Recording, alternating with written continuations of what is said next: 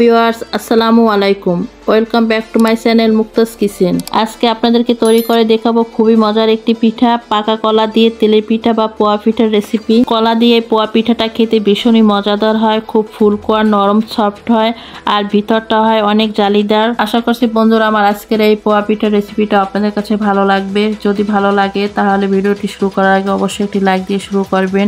আপনাদের একটি লাইকই আমাকে অনেক উৎসাহিত করে আর আমার ভিডিওটি আরো অনেকের কাছে পৌঁছে দিতে সাহায্য করে। আজকে পোয়া পিঠা বানানোর জন্য এখানে আমি 2টা পাকা কলা নিয়েছি, আর এখানে আপনারা যে কোনো কলা দিয়ে পিঠাটা বানিয়ে নিতে পারবেন। এখন আমি একটা কাঁটা চামচ দিয়ে কলা 2টা খুব ভালো করে ম্যাশ করে নিব, আর এই কলা 2টা খুব ভালো করে ম্যাশ করে নিতে হবে যাতে এর ভিতরে কোনো দানা দানা না থাকে। কলাটা আমি খুব ভালো করে ম্যাশ করে নিয়েছি। ম্যাশ করে নিয়ে এখন এখানে আমি দিয়ে দিচ্ছি 1 কাপের চেয়ে একটু কম চিনি।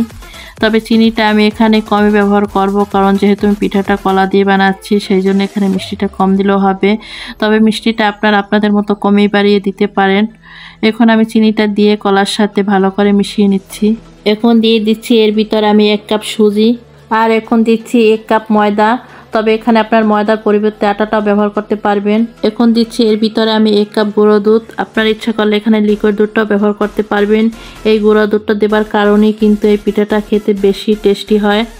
এখন দিচ্ছি স্বাদ মতো লবণ। আপনারা লবণটা আপনাদের স্বাদ মতো দিয়ে নেবেন। কলা আর চিনির সাথে আমি শুকনো উপকরণগুলো খুব ভালো করে মিশিয়ে নিচ্ছি। খুব ভালো করে মিশানো হলে পরে এখন আমি এর ভিতরে অ্যাড করব পানি। এ পর্যায়ে আমি অল্প অল্প পানি দিয়ে তারপরে একটা মিশ্রণ তৈরি করে নিব। একসঙ্গে অনেক পানি দেওয়া যাবে না। একসঙ্গে যদি অনেক পানি দিতে যান তাহলে আপনার মিশ্রণটা অনেক পাতলা হয়ে যাবে। তা আমি এখানে অল্প অল্প পানি অ্যাড করে একটা মিশ্রণ তৈরি করে নিচ্ছি। সবকিছুর সাথে ভালো করে মিশিয়ে এখন আমি মিশ্রণটা 20 মিনিটের জন্য রেস্টে রেখে দিব, কারণ এতে আমি যে সুজিটা ব্যবহার করেছি তাতে আরো নরম ও সফট হয়ে যাবে 20 মিনিটের ভিতরে। আমার এই মিশ্রণটা তৈরি করতে এই কাপের মোট 2.5 কাপ পানি লেগেছে।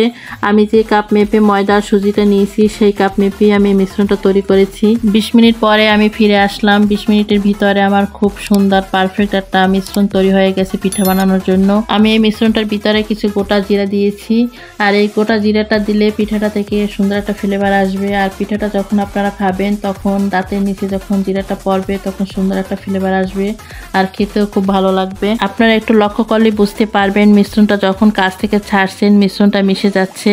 এতেই বোঝা যাচ্ছে আমার মিশ্রণটা পারফেক্ট ভাবে হয়েছে। এ পর্যায়ে আপনারা মিষ্টি আর লবণটা একটু চেক করে দেখতে পারেন। তবে আমার মিষ্টি আর লবণ দুইটার একটাও লাগবে না, সবকিছু আমার পারফেক্ট ভাবে হয়েছে। আপনার মিশ্রণটা যতটা আপনি পারফেক্ট ভাবে তৈরি করবেন আপনার পিঠাটা ততটা ফুলকো আর নরম হবে। এখন আমি পিঠাগুলো ভেজে নেব। পিঠাগুলো ভাজার জন্য একটা ফ্রাই প্যানে পরিমাণ মতো তেল দিয়ে নিয়েছি। তেলটা আমি খুব ভালো করে গরম করে নিয়েছি। এখন পিঠার মিশ্রণ থেকে নিয়ে একটা গোল চামচ দিয়ে তেলের উপরে দিয়ে দিচ্ছি। তবে এ পর্যায়ে চুলার আঁচটা মিডিয়াম রাখতে হবে। কিছুক্ষণ পর দেখবেন পিঠাটা ফুলে উপরে চলে আসছে। এ পর্যায়ে আমি পিঠাটা উল্টিয়ে দিব। আমি একসাথে 2টো করে পিঠা বানাবো, সেই জন্য পাশ থেকে আমি আরো একটা পিঠা বানানোর জন্য মিশ্রণ দিয়ে দিলাম। এতে করে আপনার সময়টাও কম লাগবে আর পিঠাগুলো দ্রুত বানানো হয়ে যাবে। আপনারা দেখেই বুঝতে পারছেন পিঠাগুলো কতটা সুন্দর ফুলকো হয়েছে। আপনাদের পিঠার মিশ্রণটা যতটা আপনারা পারফেক্টভাবে তৈরি করবেন আপনাদের পিঠাগুলো প্রত্যেকটা এভাবে ফুলকো হবে। তবে আপনারা পিঠাগুলো যতটুকু কালার করবেন ততটুকু করে নিতে পারেন।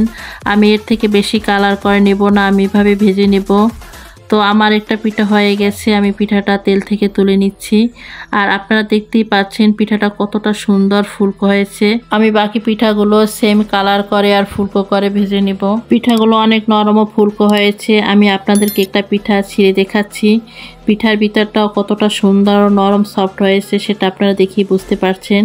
আর পিঠাটা খেতেও কিন্তু অনেক মজার হয়েছিল। খুবই সহজ আর অল্প সময়ের ভিতরে তৈরি হয়ে গেল পাকা কলা দিয়ে খুবই মজাদার তেল পিঠা বা পোয়া পিঠা। তো বন্ধুরা আমার আজকের এই তেল পিঠা বা পোয়া পিঠা রেসিপিটা আপনাদের কাছে কেমন লেগেছে সেটা আমাকে অবশ্যই কমেন্ট করে জানাবেন। আর আমার চ্যানেলটি যদি সাবস্ক্রাইব করে না থাকে তাহলে আমার চ্যানেলটি অবশ্যই সাবস্ক্রাইব করে আমার পাশে থেকে যাবেন। পাশে থাকা বেল আইকনটি অন করে দিবেন যাতে এরকম আমি নিত্য নতুন সহজ ও সুন্দর রেসিপি আপলোড দেওয়ার সাথে সাথে ভিডিওটি দেখার জন্য আপনাদের কাছে সরাসরি নোটিফিকেশন চলে যায়। তো বন্ধুরা আজকে এ পর্যন্তই। সবাই ভালো থাকবেন, সুস্থ থাকবেন। আল্লাহ হাফেজ।